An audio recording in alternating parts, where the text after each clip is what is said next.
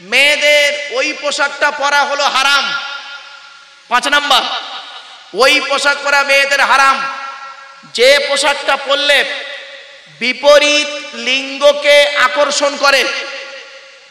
আচ্ছা বাবা, আপনাদের এই গ্রামে, এই এলাকায় মানুষ স্নান করে বা গোসল করে কোথায়? পুকুরে না কলে? কলে বা পুকুরে, তাই তো? পুকুরের ব্যবস্থা আছে আপনাদের এখানে। কলকাতার দিকে পুকুর নেই, আর থাকলেও সে ও পুকুরে গোসল করলে একদম জনমের মতো শেষ।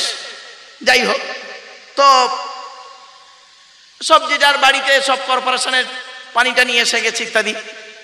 তো আপনারা পুকুরে গোসল করেন অনেকে, খারাপ সেন্স নেবেন না কিন্তু, আমি যেটা বাস্তবটাই তুলে ধরছি, আমারে ভুল বুঝবেন না কিন্তু। অনেক সময় দেখবেন বিশাল বড় একটা পুকুর আছে, পুকুরের দুই দিকে শান আছে, শান, শান বোঝেন তো? ঘাট, ঘাট। এই ঘাটে মহিলারা গোসল করে, ওই ঘাটে পুরুষরা গোসল করে একই টাইমে। কঠোর আযাব হবে। এই মুরব্বী লোকেদের জিজ্ঞাসা করুন, এই বয়োজ্যেষ্ঠ লোকেদের জিজ্ঞাসা করুন, আজ থেকে 40 বছর আগে এই রকম পরিবেশ যখন থাকতো, সত্যিকারের যারা মুসলমান তারা করতো কি? মহিলারা যেখানে গোসল করতো, যে ঘাটটায় প্লাস্টিক দিয়ে দূরে বাঁশ পুঁতে এরকম ঘিরে দিত, দেখেছেন না? দেখেননি? ঘিরে দিত। মহিলাদের আলাদা ওরা গোসল করছে, ছেলেরা এদের ফাঁকা গোসল করছে। এদিকে এই পুকুরের পাড়ে একটা মেয়ে ছেলে গোসল করছে, ওই পুকুরের পাড়ে একটা পুরুষ গোসল করছে। এবার বলুন, গোসল করতে গিয়ে প্রত্যেক নারী পুরুষ তার অঙ্গ প্রত্যঙ্গগুলোকে ধৌত করতে হয়। কি বিচ্ছিরি জিনিস দাঁড়া, একটু অনুভব করুন। আর একটা নোংরা জিনিস সব থেকে বেশি, মা বোনেদের বলছি, খারাপ, এটা সেন্স, খারাপ সেন্স নেবেন না, ঠিক করুন, এই পাপ কাজটা করবেন না। অনেক সময় অনেক মেয়ে ছেলে রাস্তার ধারে ট্যাপ কল থাকে, ট্যাপ কল বা টিউবওয়েল থাকে, ওই কলে গোসল করে ভিজে কাপড় পরে, বা পুকুরে গোসল করে ভিজে কাপড় পরে রাস্তা দিয়ে হেঁটে যায়। কঠোর হারাম, খবরদার নয়। কত নিকৃষ্ট কাজ ওগুলো। মা বোনেদেরকে অনুরোধ করে বলে যাচ্ছি, গোসল করবেন গোপন জায়গায় গোসল করবেন। এগুলো ইসলাম বলছে, নবীজি বলেছেন, কোরআনের কথা, হাদিসের কথা, পরিষ্কার কথা বললাম। ছোট্ট একটা প্রশ্ন আপনাদের করি, রাগ করবেন না কেউ জানো। আচ্ছা, পীরের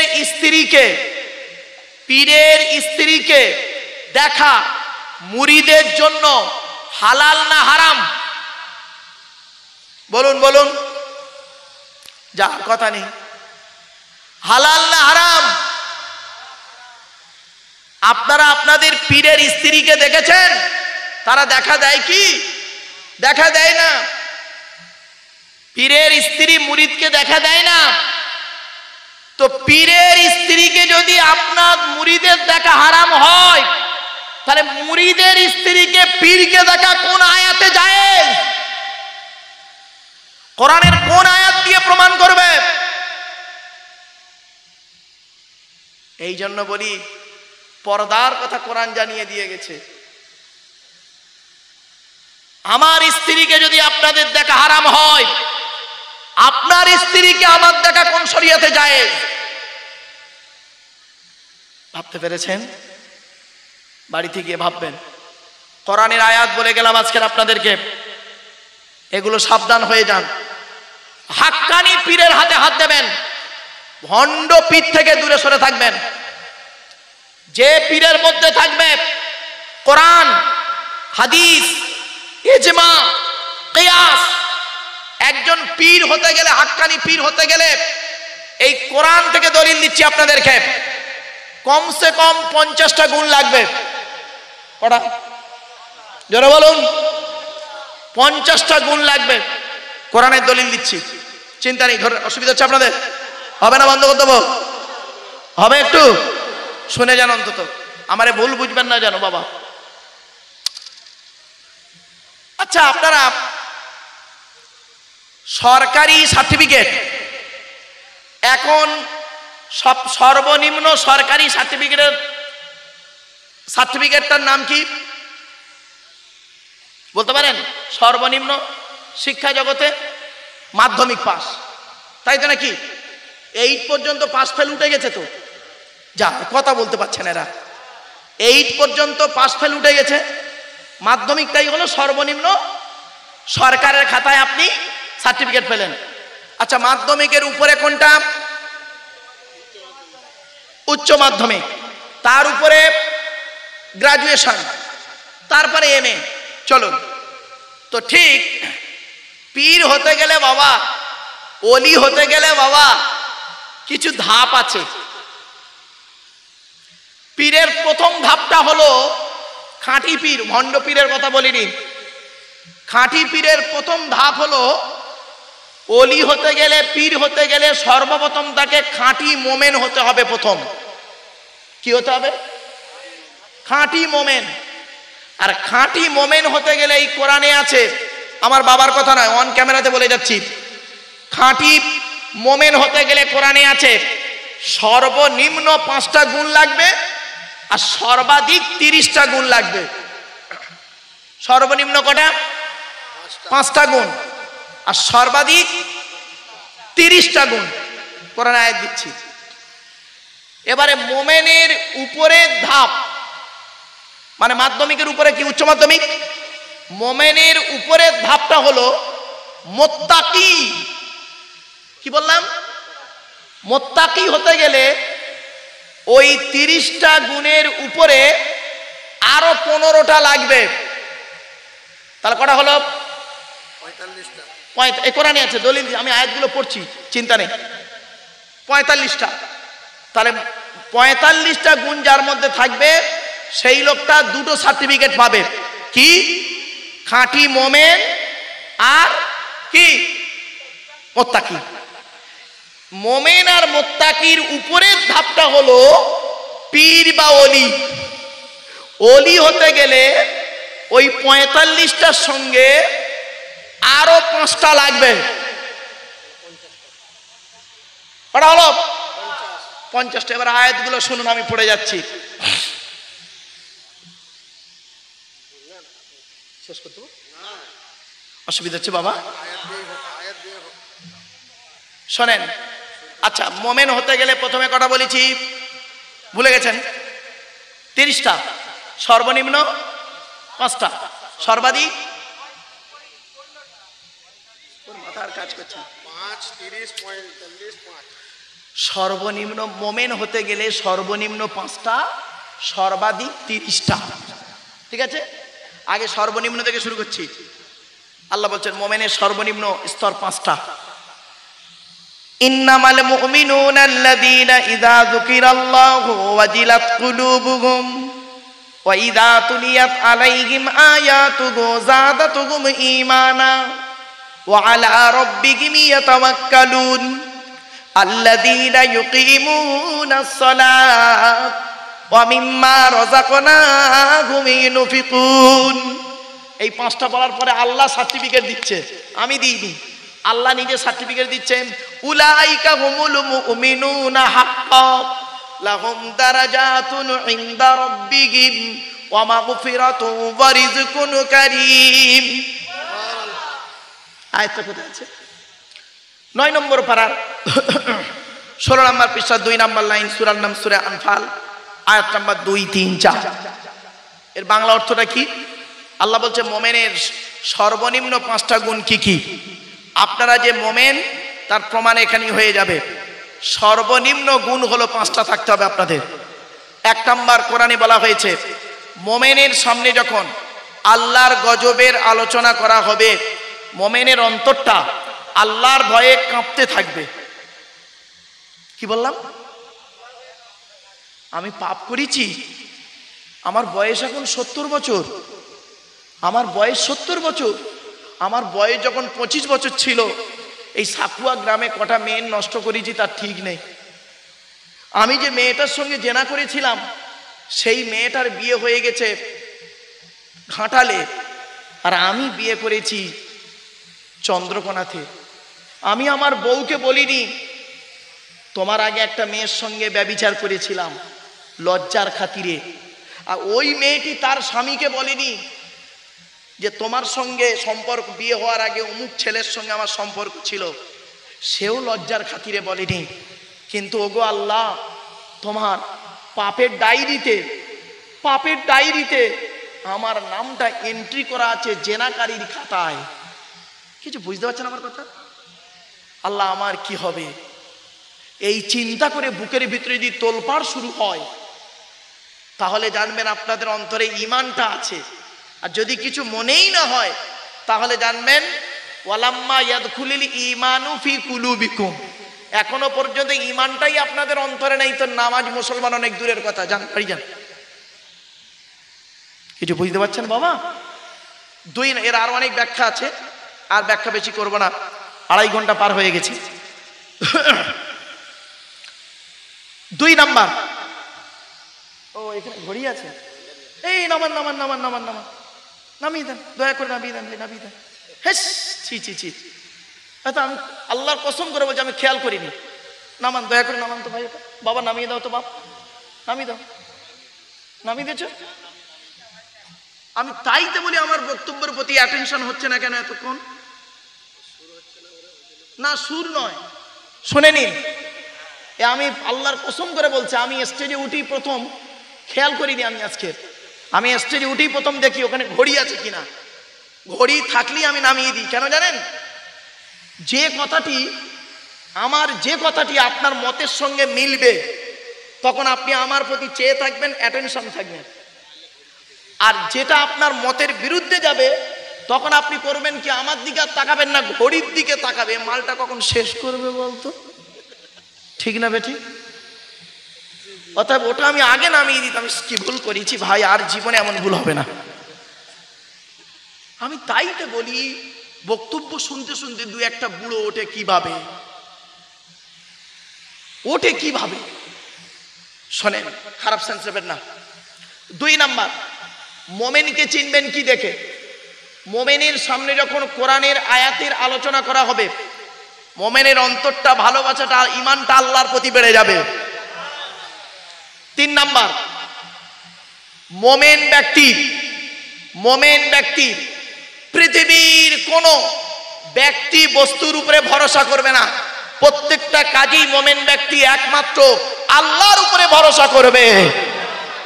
কোরআনে আল্লাহ বলেছেন, আমি বলিনি। এই জলসা কমিটির ভাইয়েরা, যুবকেরা শুনে নাও, তোমরা জলসা দিচ্ছ, যদি তোমাদের ভরসা থাকে কোনো ব্যক্তির উপরে, তাহলে জানবে তোমাদের জলসা আল্লাহর দরবারে কবুল হবে না। বলে গেলাম কোরআনের দলিল। জলসা দেবে কাকে ভরসা করে? জোরে বলুন। দলিল কোরআন বলছে, ইজা আযামতা ফাতাওয়াক্কাল আলাল্লাহ ইন্নাল্লাহা ইউহিব্বুল মুতাওয়াক্কিলিন। 4 নম্বর পারা 10 নম্বর পৃষ্ঠা 3 থেকে 4 নম্বর লাইন, সূরার নাম সূরা আল ইমরান।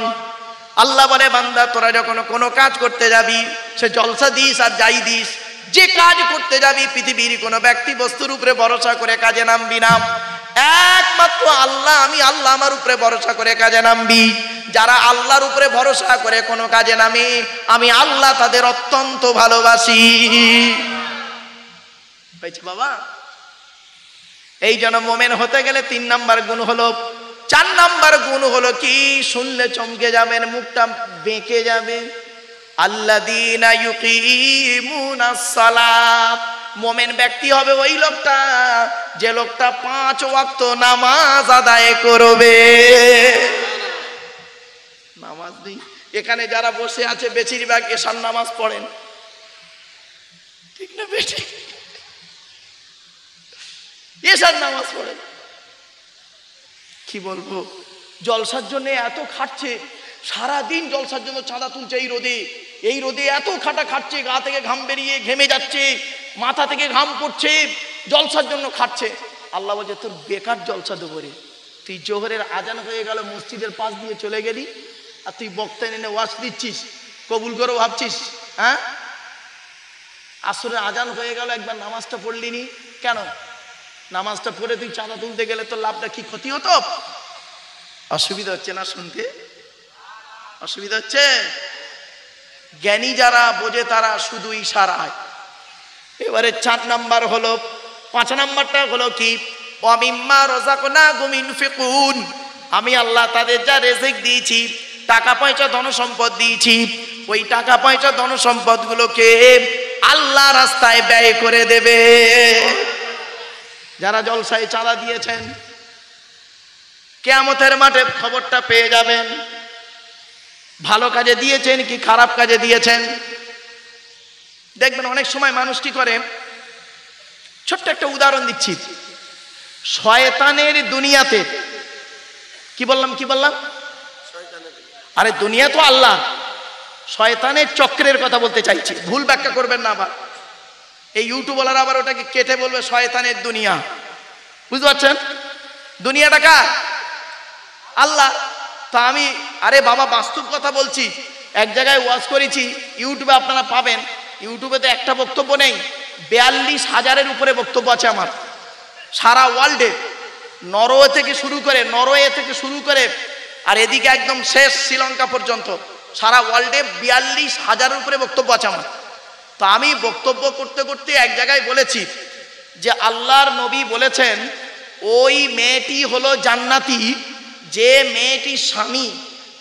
মেয়েটির স্বামী বাজার থেকে এলো, আর মেয়েটি যদি তার স্বামীকে খুশি করতে পারে, স্ত্রী যদি তার স্বামীকে খুশি করতে পারে, ওই স্ত্রী হলো জান্নাতি। এটা আমি বলি, নবীজি বলেছেন। তো হঠাৎ আমি বর্ধমান জেলায় জলসায় যাচ্ছি, মোবাইলে ফোন এলো, কে ফোন করেছে? তো অচেনা নাম্বার। আমি ফোনটা রিসিভ করলাম, হ্যালো, দেখে একটি মেয়ের গলা, আসসালামু আলাইকুম হুজুর। তা আমি বললাম ওয়ালাইকুম আসসালাম, মা কে বলছো? তা বলছে হুজুর আমি আপনার একজন অন্ধ ভক্ত। আমি বললাম আলহামদুলিল্লাহ। তা বলছে হুজুর বেয়াদবি মাফ করবেন, আপনার ওয়াজ শুনে আমল করতে গিয়ে আমার স্বামী আমাকে এত মার মেরেছে, 3 দিন গায়ে জ্বর। তা আমি তখন বললাম মা কি এমন ওয়াজ আমি করলাম, আর তোমাকে মার খেতে হলে একটু খুলে বলো তো মা। তো মেয়েটি বলছে হুজুর ইউটিউবে আমি আপনার ওয়াজ শুনলাম, স্বামী বাজারে গেলে, বাজার থেকে এলে তাকে যদি স্ত্রী খুশি করতে পারে তাহলে ওই স্ত্রী জান্নাতি। তো হুজুর 1 সপ্তাহ আগে আমার স্বামী 5,000 টাকা নিয়ে বাজারে গিয়েছিল, টাকাটা পকেট মারি হয়ে গেছে, ওর মেজাজ গরম ছিল আমি জানি না, আর বাড়িতে আসতে হরদম খালি হাসাচ্ছি, চলতে ফিরতে হাসাচ্ছি। 10-15 মিনিট গেছে, আধা ঘন্টার পর এত মার শুরু করেছে হুজুর, সে আর থামে না। তা আমি বললাম মা ওয়াজটা সঠিক, নবীর কথাটাও সঠিক, এবং তুমি কাজটা করেছো ঠিক, তবে টাইমিংটা গন্ডগোল হয়ে গেছে, টাইমিংটা। এজন্য কোরআনে আল্লাহ পাক একটা আয়াত বলেছেন, শুনলে চমকে যাবে, লিকুল্লি নাবাইম মুস্তাকার, প্রত্যেকটা খবরের নির্দিষ্ট একটা স্থান আছে, স্থান কাল পাত্রভেদে কথা বলতে হয়। আমার জীবনের একটা বাস্তব কথা আপনাদের বলি, আমি এক জায়গায় 2000 সালে ওয়াজ করছি, 2000 সালের ঘটনা, আজকে কত বছর হবে, 24 বছর। 2000 সালে ওয়াজ করছি, তখন দাড়ি টাড়ি পাকেনি। তো 4 ঘন্টা মতো ওয়াজ হয়ে গেছে, হঠাৎ একটা লোক আমাকে প্রশ্ন করছে, হুজুর আমার একটা প্রশ্ন আছে, আপনি উত্তর দিতে পারবেন? তা আমি বলছি দেখুন বাবা, যদি জানা থাকে উত্তর দিতে পারবো, আর জানা না থাকলে আমি পরে জেনে বলবো। আমি প্রশ্নটা একটু বলুন শুনি অন্তত। কি বলছে জানেন? সুন্দরবনের ভিতরে আমি অজু করে নামাজের মুসাল্লা বিছিয়ে সুন্দরবনের ভিতরে আমি নামাজ পড়ছিলাম, এমত অবস্থায় রয়্যাল বেঙ্গল টাইগার আমার সামনে হাজির। আমি এখন নামাজ ছেড়ে দেবো না নামাজ পড়বো? বুঝলেন? আমি তো এই প্রশ্ন জীবনে শুনিনি। আমি বলি ও যেমন প্রশ্ন তেমন উত্তর আমাকে দিতে হবে।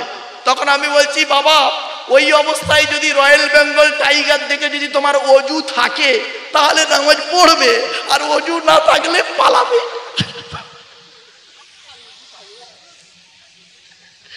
কিছু বুঝতে পারছেন বাবা?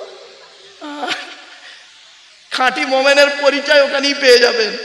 একটা হাদিস বলি, হাদিস নয় সাহাবীর কওল। হযরত আলী রাদিয়াল্লাহু তাআলা আনহু নাম শুনেছেন? হযরত আলী রাদিয়াল্লাহু তাআলা আনহু নামাজ পড়ছেন, পায়ে তীর মেরেছে, পায়ে তীর মারছে, ওনার খেয়ালই নেই পায়ে তীর লাগছে, উনি নামাজই পড়ে যাচ্ছেন। জোরে বলুন সুবহানাল্লাহ। আর আমাদের কি অবস্থা? ও বাবা, আমি এই পশ্চিম মেদিনীপুরে খতম তারাবি পড়াতে এসেছিলাম 1994 সালে। তা এসে, নাম বলছি না, তা একটা মুসল্লি ছিল আমার পেছনে দাঁড়াবে প্রত্যেক দিন। তা তখন হেরিকেন জ্বলতো, হেরিকেন বলছেন, হেরিকেন, হেরিকেন। তা মেম্বারে একটা হেরিকেন ছিল। তা প্রথম তারাবি আমি পড়েছি আরামবাগ বলে একটা জায়গা, আরামবাগ জানেন তো? আরামবাগ, আরামবাগে আরান্ডি বলে একটা গ্রাম, ওখানে 9 দিনে পড়েছি এক খতম পড়ে ওখান থেকে এসছি এখানে। তো এখানে 27-এ খতম হবে।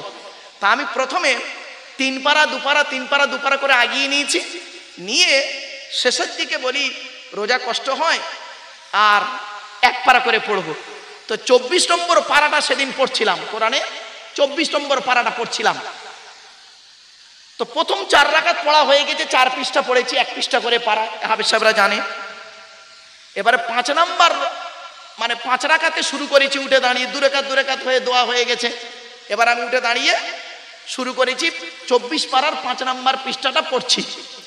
তো 2 আয়াত পড়েছি, ওয়াসিকাল্লাযীনা কাফারু শুরু করব, আর হঠাৎ কারেন্টটা চলে গেছে, কারেন্ট চলে গেছে। যেই কারেন্ট চলে গেছে, তো এবারে করেছে কি, আমি পৃষ্ঠাটা শেষ করেছি, সূরা আছে ওর পরের পৃষ্ঠায় 2টা আয়াত আছে, সূরা শেষ হয়ে যাবে। তো শেষ করে রুকুতে গিয়েছি, রুকুতে যেই আমি গিয়েছি, সকলে আমার সঙ্গে গিয়েছে। তো ওই যে পেছনে আমার যে ছিল, ও তখন নিজের পায়ে ঠিক এইভাবে জোরে মেরে বলছে, শালা কি মশা।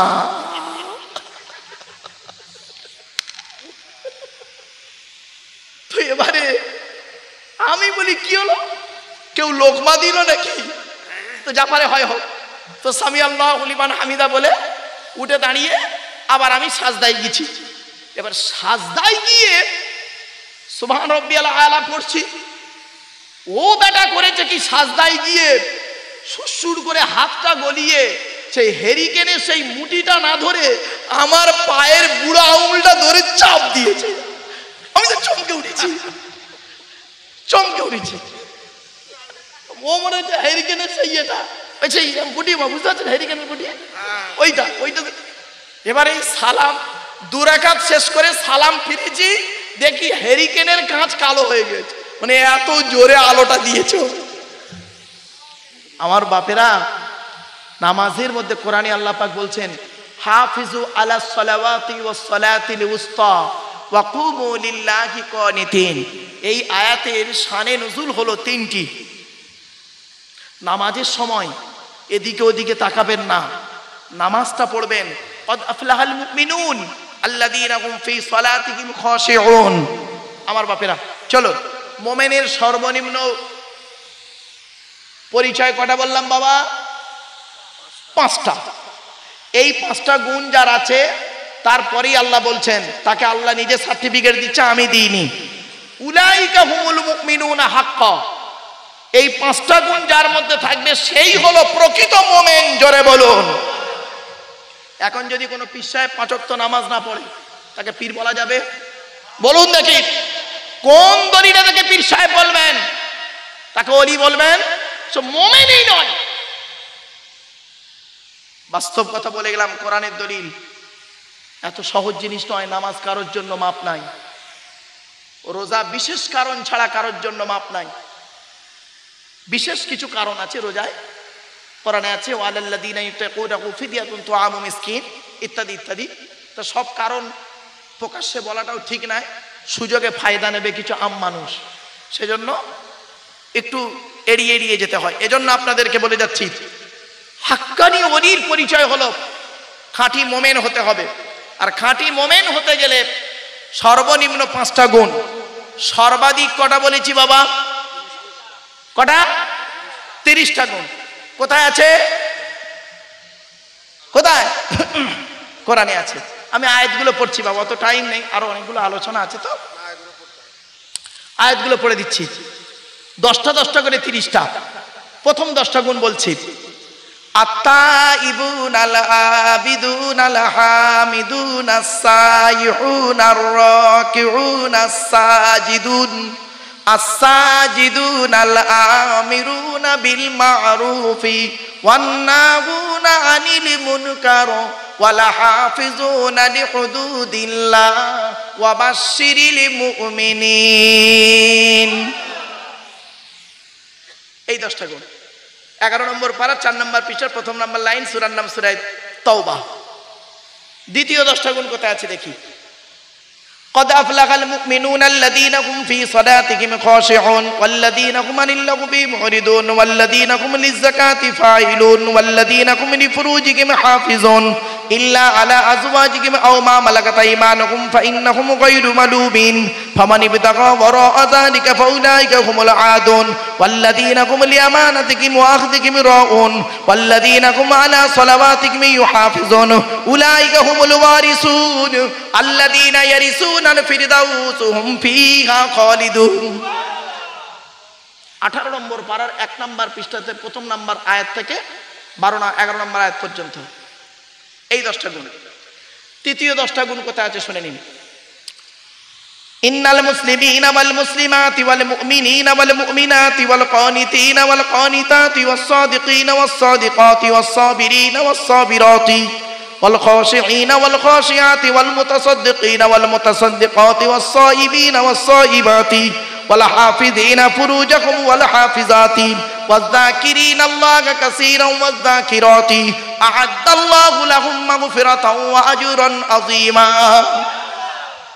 22 নম্বর পারার 1 নম্বর পৃষ্ঠার একেবারে 11 নম্বর লাইন থেকে গোটা পৃষ্ঠাটা শেষ, সূরা আহজাব। এই 30টা গুণ এর এক একটা আয়াতের ব্যাখ্যা, এক একটা গুণের ব্যাখ্যা লং টাইম বাপ। এবার আসছি মোমেনের উপরের ধাপটা কি বলেছিলাম, ভুলে গেছেন? মুত্তাকি। আচ্ছা, মুত্তাকি হতে গেলে কটা গুণ লাগবে? 15টা। 15টা তো, তাহলে তবে তো 45টা হবে। মোমেন আর মুত্তাকি মিলে 45টা হবে। এই 15টা গুণ কোথায় পাবো? আল কোরআনে। আয়াতটা পড়ছি শুনুন। লাইসাল বিররা তুওয়াল্লু ওয়ুজুহাকুম কিবালাল মাশরিকি ওয়াল মাগরিব ওয়ালাকিন্নাল বিররা মান আমানা বিল্লাহি ওয়াল ইয়াউমিল আখিরি ওয়াল মালাইকাতি ওয়াল কিতাবি ওয়ান নাবিয়্যিন ওয়া আতাল মালা আলা হুব্বিহি যাবিল কুরবা ওয়াল ইয়াতামা ওয়াল মাসাকিনা ওয়া ইবনাস সাবিল ওয়াস সাইলিন ওয়া ফির রিকাব ওয়া আকামাস সালাতা ওয়া আতাজ যাকাত ওয়াল মুফুনা বিআহদিহিম ইযা আহাদু والصابرين في البأساء والضراء وحين البأس أولئك الذين صدقوا وأولئك هم المتقون. হলো أولئك الذين صدقوا وأولئك هم المتقون। এটা কোথায় আছে? 2 নম্বর পারার 5 নম্বর পৃষ্ঠার 8 নম্বর লাইন থেকে গোটা পৃষ্ঠাটা শেষ, সূরা বাকারা। তাহলে কটা হলো বাপ? 15 আর 30 45। আর কটা বাকি? আর 5টা। কোথায় আছে জোরে বলুন? আল কোরআনে। এই কোরআন কি কিতাব জানেন? এই কোরআনের ভিতরে সবই রয়েছে, ভৌতিক বিজ্ঞান, জীবন বিজ্ঞান সবই রয়েছে। আমরা কোরআন কিনে গবেষণা করি না জীবনে। আমি তো আজকে শুধু ধর্মের ভেতরে আলোচনা করেছি, মানে ধর্মের ভেতরে আলোচনা করেছি আজকে। ধর্মের বাইরে যে আলোচনা সেগুলো এখন করিনি, বুঝলেন? পৃথিবীতে মোট আল্লাহ পাক কিতাব পাঠিয়েছে 104টা। কটা? 104। 100টা হলো সহিফা, ছোট ছোট কিতাব, ছোট ছোট সহিফা। আর 4টা হলো বড় কিতাব। 4টের মধ্যে সবথেকে বড় কিতাবের নাম জানেন? পৃথিবীর সবথেকে আকারে বড় কিতাবের নাম হলো ইহুদিদের ধর্মগ্রন্থ, মুসা নবীর প্রতি নাজিল হয়েছে, নাম হলো তাওরাত। কত পারা জানেন? 1000 পারা। কত? 1000 পারা হলো তাওরাত। দাউদ নবীর প্রতি যে কিতাব নাজিল হয়েছে তার নাম হলো জবুর কিতাব। জবুর কিতাব কত পারা জানেন? 150 পারা। কত? 150 পারা। তারপরে নবী আল্লাহ পাক কেতাব পাঠালেন, নবী পাঠালেন। নবীটার নাম হলো ঈসা নবী, আর কেতাবটার নাম হলো ইনজিল, যাকে বলে বাইবেল। ও দুটো ভাগ, ওল্ড টেস্টামেন্ট, নিউ টেস্টামেন্ট। ইনজিল কেতাব কত পারা? 27 পারা। কত? 27 পারা। পৃথিবীর শেষ লগ্নে, ধ্বংসের আগে, আমার ভাষা বুঝতে পারছেন? পৃথিবীর শেষ লগ্নে, ধ্বংসের আগে আল্লাহ একটা কেতাব পাঠালেন, সঙ্গে একটা নবী পাঠালেন, অর্থাৎ গাইড বুক, গাইডার। মনে রাখবেন, ইসলামে দুটো জিনিস আছে।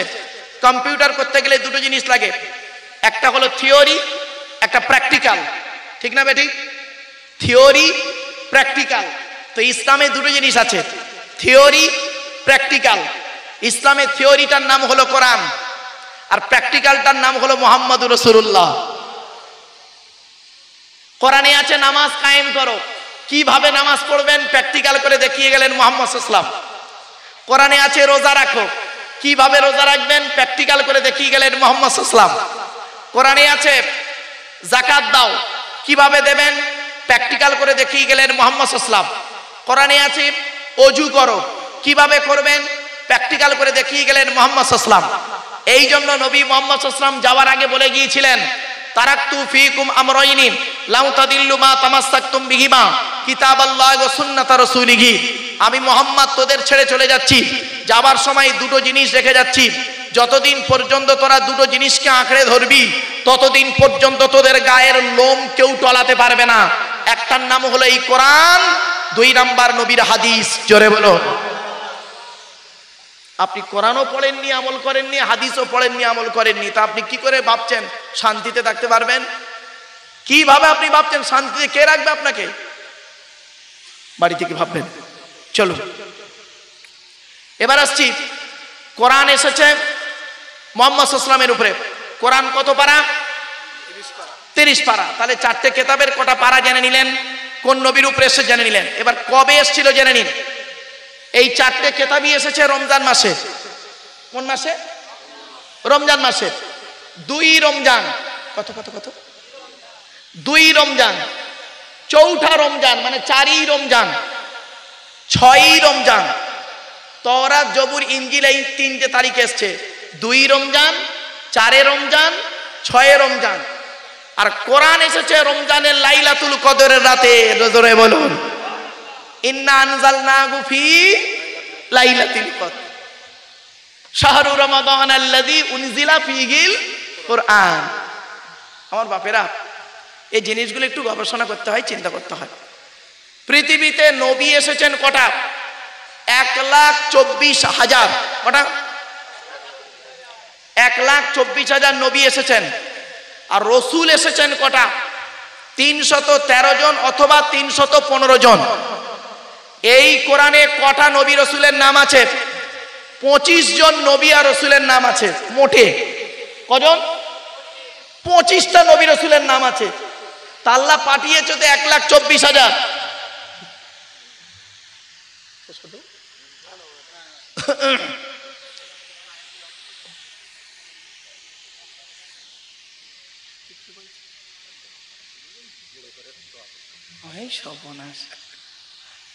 আচ্ছা বাপেরা শুনে নিন, এই কোরআনে এসেছে, এই পৃথিবীতে নবী এসেছে কটা?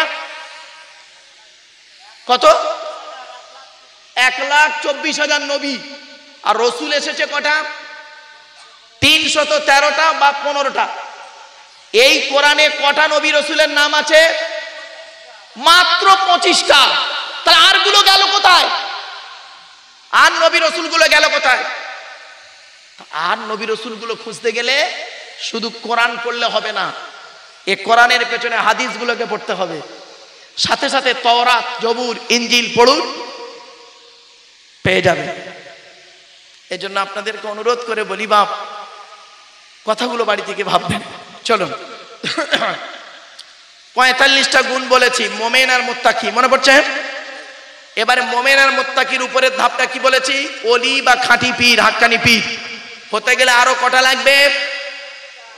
5টা। দলিল কোথায়? কোরআনে।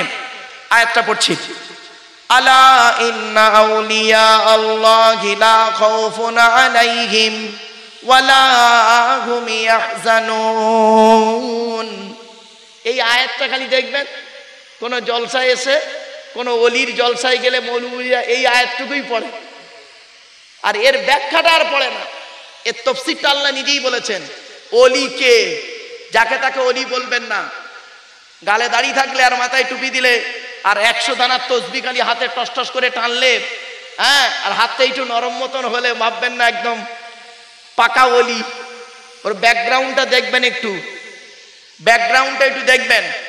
বলে গেলাম, হাতে হাত নরম হওয়াটা না সিম্পল ম্যাটার। যারা জীবনে কোদাল ধরে নে তাদের হাত অটোমেটিক নরম হয়, আর যারা হাতুড়ি কোদাল ধরে ওদের হাত সহজে নরম হয় না। আর 90 বছরের পরে মাল যখন সব ঢিলে হয়ে যায়, চামড়াগুলো ঢিলে হয়ে যায়, অটোমেটিক নরম হয়ে যায়। ঠিক না বেটি? খারাপ সেন্স দেবেন না। আল্লাহ নিজেই বলছে ওলি কারা? আল্লাযীনা, ওই আয়াতই আছে, পরের আয়াতই।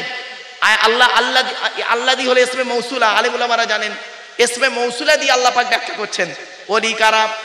আল্লাযীনা আমানু ওয়া কানু ইয়াত্তাকুন, যারা খাঁটি মুমিন হবে এবং মুত্তাকি হবে।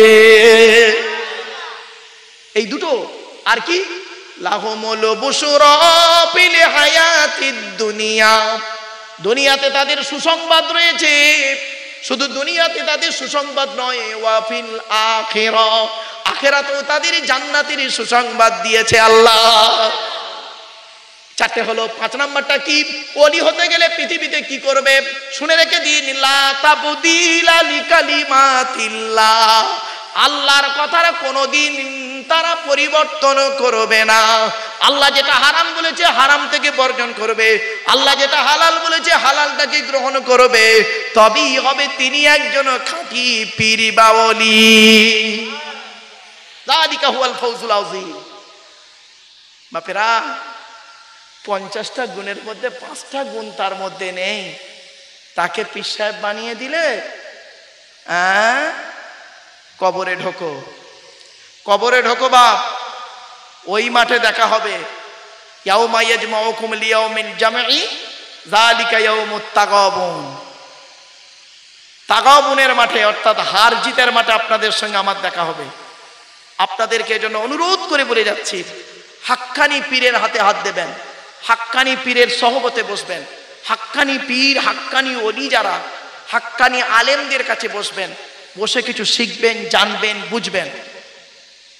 আর নিজেদের ধর্মের ভিতরে মারামারি আর করবেন না।